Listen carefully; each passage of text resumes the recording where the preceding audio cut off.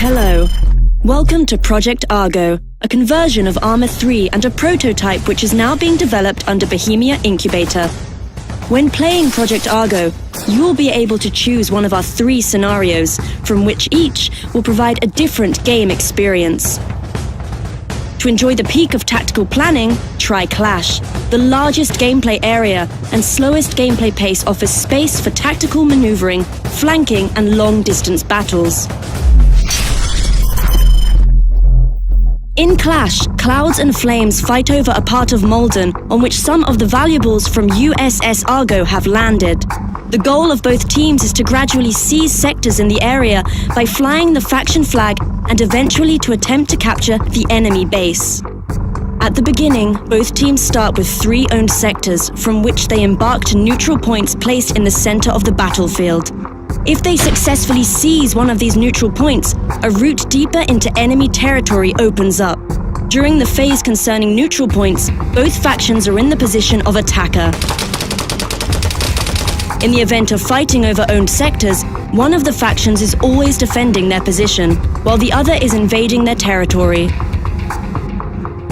Attacking one faction's base is always unique, as this phase can be one of the most challenging to complete.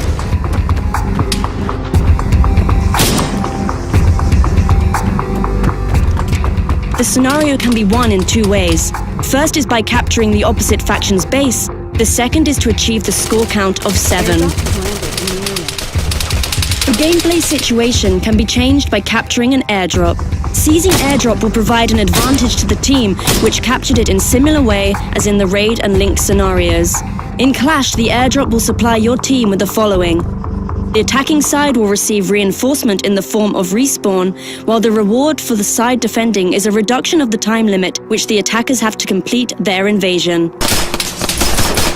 Enough said. Load your weapons and conquer the battlefield.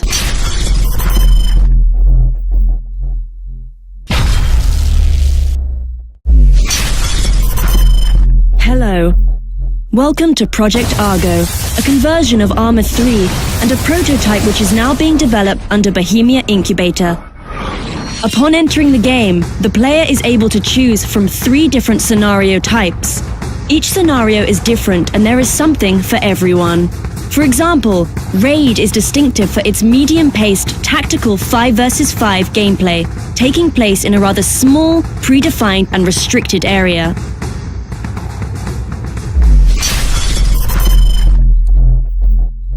In this scenario, the player's goal is to either hack a device which holds valuable data or defend it from the attackers. This intel containing device is placed on one of 3 predefined places, which are marked by graffiti. If you're a defender, your task is to protect the intel from enemy attack for the duration of 7 minutes. If you're an attacker, 7 minutes is the time you have been provided with to locate, hack, and download the protected intel. Help your team fulfill the win condition 3 times to win the whole match. Every raid compound has a certain number of entry points. Some are more apparent, some are nothing more than holes in the wall which are harder to find, but will provide a stealthier approach. In total, attackers can use up to 7 entry points, which means that defenders at the maximal capacity of 5 are not able to defend every entry point all the time. This provides a slight advantage to the attackers, who should be able to infiltrate the compound unseen. On the other hand, the defenders have the advantage of knowing the exact position of the intel device, but they're unable to leave the compound. Even when attackers locate and successfully hack the objective, there is still hope for the defenders. They have the option to disrupt the download for a limited amount of time. Every round can end in 3 different ways, either by successful download of intel, death of all the members of one team, or expiration of the time limit. The tides of gameplay can also be changed by the airdrop, which offers a different reward depending on which side captured it. For attackers, the reward would be a revelation of the intel device position. For defenders, the airdrop shortens the mission time limit significantly. We have secured the airdrop. After a round ends, points are distributed and the players go to the next round. The asymmetry of the raid scenario provides enough excitement whether you're playing as a defender or attacker. Both sides require a tactical approach, and maybe because of that, Raid will become your favorite scenario in Project Argo. Sign up for one of the factions, whether that's Corporate Clouds or the Tribe-like Flames. We'll see you on the battlefield. Hello. Welcome to Project Argo, a conversion of Arma 3 and a prototype which is now being developed under Bohemia Incubator. The player can choose from 3 Project Argo specific scenarios which differ in gameplay pace, size of the playable area, and types of objectives. For fast-paced gameplay, there is Link, where you need to capitalize on team communication, agility, and quick decision-making. In Link, both teams are striving to achieve the ultimate goal, activating a full set of search array devices by connecting and holding localizing nodes in a predefined order.